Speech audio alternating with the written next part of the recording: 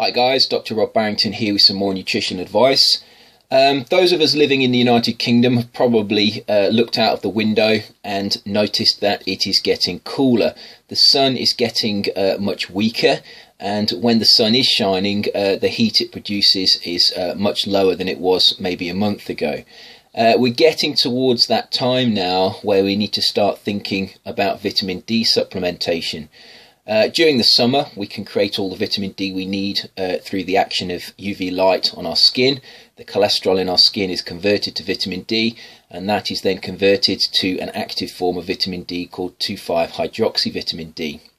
When the sun gets weaker, as it is doing around about now, the power of the sun is not strong enough to cause this to catalyze this reaction, and therefore the vitamin D levels tend to drop, and therefore 2,5-hydroxyvitamin D levels drop.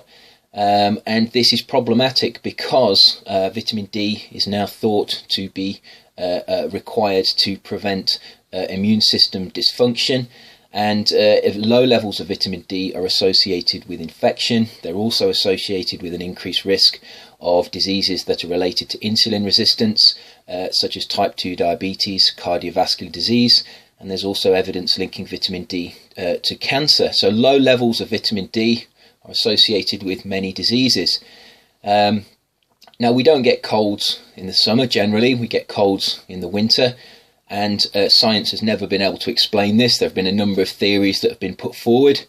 The most logical explanation is that during the winter, vitamin D levels drop. Vitamin D is now known to be required for the production of certain proteins that are required as anti-pathogenic substances in the body. And as vitamin D levels drop, the number of these proteins drops as well, and therefore we become susceptible to infection. So those people living at high latitudes require vitamin D supplements through the winter.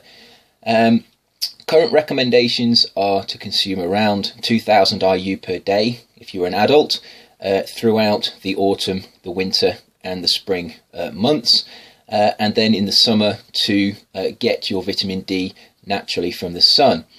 Now, the reason we need to supplement vitamin D is because vitamin D is not found in foods in high concentrations.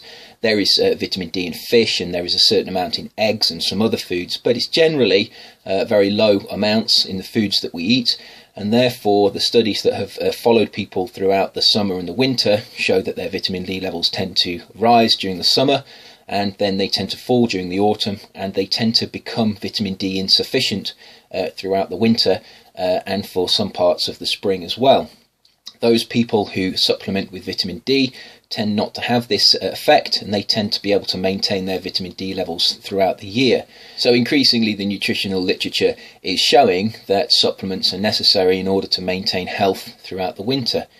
The type of vitamin D to take is the vitamin D3 type. This is the more biologically active form, and the amount to take for an adult would be roughly 2,000 IU, but it will vary depending on a number of factors, including your body size, how quickly you metabolize the vitamin D, and the form that you take it in. If you take vitamin D2, you will require more in the supplement than if you take vitamin D3, for example.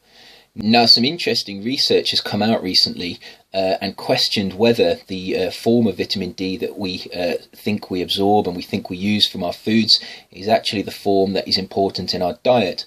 As I mentioned earlier, the biologically active form of vitamin D is the 2,5-hydroxyvitamin D, and some research has now actually investigated whether this is actually present in some of the foods that contain vitamin D, such as eggs and fish. And these investigators have found preformed 2,5-hydroxyvitamin D in these foods. It seems to be absorbed, it's bioavailable, and the amount that we need in foods of this preformed biologically active form of vitamin D is much lower than we previously thought. So while foods in the past have thought to be poor sources of vitamin D, they may be slightly better than once considered. However, the studies are very clear. Even if you eat these foods, and even if they do contain the preformed 2,5-hydroxyvitamin D, your levels will drop over the winter even with a very high quality diet. So what I would suggest is that you go on my website, you look on other sites and you do your own research, and you decide for yourself whether you need to take a vitamin D supplement. I would highly recommend that you do.